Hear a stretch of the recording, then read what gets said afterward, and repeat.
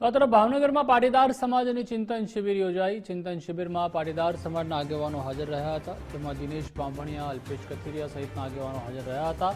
લગ્ન નોંધણી, વ્યાજખોરી, દીકરીઓ પર અત્યાચાર સહિતના મુદ્દે બેઠક કરાઈ। સરકાર પાટીદાર સમાજના 10 મુદ્દાનું નિવારણ કરે તેવી માંગ કરી। આગામી સ્થાનિક સ્વરાજ્યની ચૂંટણીનો પણ બેઠકમાં ઉલ્લેખ થયો। ચિંતન શિબિરને લઈને દિનેશ બાંભણિયાએ નિવેદન આપ્યું। પાટીદાર યુવાનોને ઓપન કેટેગરીને લીધે અન્યાય થાય છે। 10% અનામતને લઈ સમાજના 124 દીકરા પણ પાસ થયા। પટેલ સમાજનું અસ્તિત્વ ખતમ કરવાના પ્રયાસો થઈ રહ્યા છે તેવું પણ કહ્યું। દીકરીઓ ભાગીને લગ્ન કરે છે તે માટે સમાજ ચિંતિત છે તેવું પણ બાંભણિયાએ કહ્યું।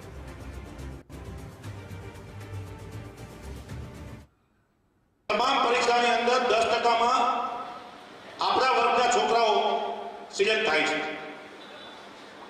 મારે એક એક્ઝામ્પલ આપવું છે કે હમણાં લાસ્ટમાં પીએસઆઈની એક્ઝામ લેવાની અલ્પેશભાઈ 1382 પોલીસ ઓફિસરની ભરતી હતી।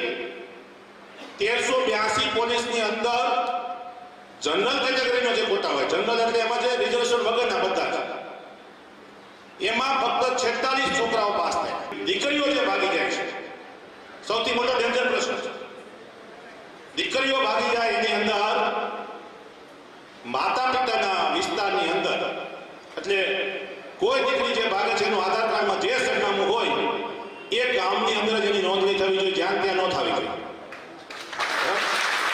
પાટીદાર ચિંતન શિબિર છેલ્લા 1 મહિના પહેલા જે દરેક યુવાનો આ મુદ્દે ભેગા થયા હતા, અને પછી અલગ અલગ ગુજરાતના શહેરોમાં અને મોટા જિલ્લાઓની અંદર સમાજની જે સાંપ્રત સમસ્યાઓ છે, ચાહે દીકરીની વય મર્યાદાની હોય, ચૂંટણીમાં જે અનામતના લીધે બીજા સમાજને જે નુકસાન જવાની એ બાબત હોય, ત્યાર પછી લેન્ડ ગ્રેબિંગને લઈ સમાજની જમીનો ઉપરના કબજાના પ્રશ્ન છે, દીકરીઓના પ્રશ્ન છે, ગેમિંગના માધ્યમથી આજે યુવાનોના જે જે આખા એના ખરાબ રીતે ચિતરી અને ગેમિંગના દૂષણોમાં જઈ રહ્યા છે, જેનાથી યુવાધન બરબાદ થઈ રહ્યું છે। આવા ઘણા બધા મુદ્દાઓ છે અને જે તે વિસ્તારની અંદર ત્યાંના સ્થાનિક મુદ્દાઓ પણ હોતા હોય છે।